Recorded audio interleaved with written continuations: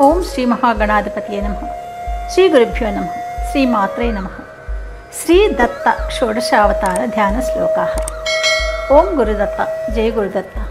ब्रह्म विष्णु शिवांश संभूतुडैన శ్రీ దత్తాత్రేయుడు ఎందరికో తన మహిమలను చూపుతూనే ఉన్నాడు. ఈ 16 అవతారాలు అనగా 1 యోగిరాజ, 2 అత్రివరద, 3 దత్తాత్రేయ, 4 కాలాగ్ని శమన, 5 యోగిరాజ వల్లభ, 6 లీలా విశ్వంభర, 7 సిద్ధరాజ, 8 జ్ఞానసాగర, 9 విశ్వంభరావధూత, 10 మాయాముక్తావధూత, 11 మాయాయుక్తావధూత, 12 ఆదిగురు, 13 శివరూప, 14 దేవదేవ, 15 దిగంబర, 16 కృష్ణశ్యామ కమల నయన. ఇలాంటి రూపాలలో ఈ స్వామిని ధ్యానించిన మనలో జ్ఞానం పెరుగుతుంది, సంసార దుఃఖ నాశనం కలుగుతుంది, శాంతి లభిస్తుంది. స్మరించినంత మాత్రాన మన కోరికలు తీర్చు స్వామి ఈ దత్తాత్రేయుడు అని పెద్దలు చెప్తారు. శుభమస్తు. మీరు మొదటిసారిగా నా ఛానల్ చూస్తున్నట్టయితే మీరు సబ్స్క్రైబ్ చేసుకుని అందరికీ షేర్ చేసి సహకరించండి. నా ఛానల్లో ఆల్రెడీ వివిధ స్తోత్రాలను చేసి పెట్టాను. వాటిని విని భగవంతుని కృపకు పాత్రలు కండి, వివిధ రకాల ప్రయోజనాలను పొందండి. Thank you. శ్రీ దత్త షోడశావతార ధ్యాన శ్లోకాः. నమస్తే యోగి రాజేంద్ర దత్తాత్రేయ దయానిధే, స్మృతిం తే దేహి మాం రక్ష, భక్తిం తే దేహి మే ధృతిం. యోగిరాజ. ఓం యోగిరాజాయ నమః. అద్వయానందరూపాయ యోగమాయాధరాయ చ, యోగిరాజాయ దేవాయ శ్రీదత్తాయ నమో నమః. అత్రివరద. ఓం అత్రివరదాయ నమః. మాలాకమండలురథ కరపద్మయుగ్మే, మధ్యస్థపాణియుగళే డమరుత్రిశూలే, యన్యస్తవూర్ధ్వకరయోః శుభశంఖచక్రే, వందే తమిత్రివరదం భుజషట్కయుక్తం. దత్తాత్రేయ. ఓం దత్తాత్రేయాయ నమః. దత్తాత్రేయం శివం శాంతం ఇంద్రనీలనిభం ప్రభుం, ఆత్మమాయారతం దేవం అవధూతం దిగంబరం, భస్మోద్ధూళిత సర్వాంగం జటాజూటధరం విభుం, చతుర్బాహుముదారాంగం దత్తాత్రేయం నమామ్యహం. కాలాగ్నిశమన. ఓం కాలాగ్నిశమనాయ నమః. జ్ఞానానందైకదీప్తాయ కాలాగ్నిశమనాయ చ, భక్తారిష్టవినాశాయ నమోస్తు పరమాత్మనే. యోగిజనవల్లభ. ఓం యోగిజనవల్లభాయ నమః.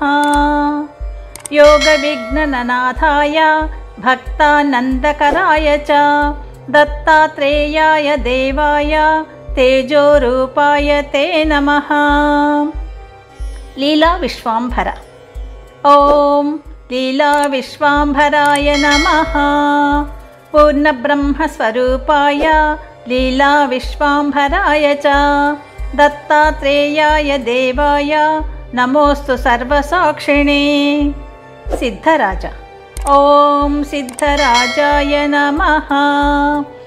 సర్వసిద్ధాంతసిద్ధాయ దేవాయ పరమాత్మనే, సిద్ధరాజాయ సిద్ధాయ మంత్రదాత్రే నమో నమః. జ్ఞానసాగర. ఓం జ్ఞానసాగరాయ నమః. సర్వత్ర జ్ఞాననాశాయ జ్ఞానదీపాయ చాత్మనే, సచ్చిదానందబోధాయ శ్రీదత్తాయ నమో నమః. విశ్వంభరావధూత. ఓం విశ్వంభరావధూతాయ నమః. విశ్వంభరాయ దేవాయ భక్తప్రియకరాయ చ, భక్తప్రియాయ దేవాయ నామప్రియాయ తే నమః. మాయాముక్తావధూత. ఓం మాయాముక్తావధూతాయ నమః. మాయాముక్తాయ శుద్ధాయ మాయాగుణహరాయ తే, శుద్ధబుద్ధాత్మరూపాయ నమోస్తు పరమాత్మనే. మాయాయుక్తావధూత. ॐ मायायुक्तावधूताय नमः। स्वमायागुणगुप्ताय मुक्ताय परमात्मने सर्वत्राज्ञाननाशाय देवदेवाय ते नमः। आदिगुरु। ॐ आदिगुरवे नमः। चिदात्मज्ञानरूपाय गुरवे ब्रह्मरूपिणे दत्तात्रेयाय देवाय नमोस्तु परमात्मने। शिवरूप। ॐ शिवरूपाय नमः। संसारदुःखनाशाय हिताय परमात्मने दत्तात्रेय देवाय नमोस्तु परमात्मने। देवदेव। ॐ देवदेवाय नमः। सर्वापराधनाशाय सर्वपापहराय च दत्तात्रेयाय देवाय नमोस्तु परमात्मने। दिगंबर। ॐ दिगंबराय नमः। दुःखदुर्गतिनाशाय दत्ताय परमात्मने दिगंबराय शांताय नमोस्तु बुद्धिसाक्षिणे। कृष्णश्यामकमलनयन। ॐ कृष्णश्यामकमलनयनाय नमः।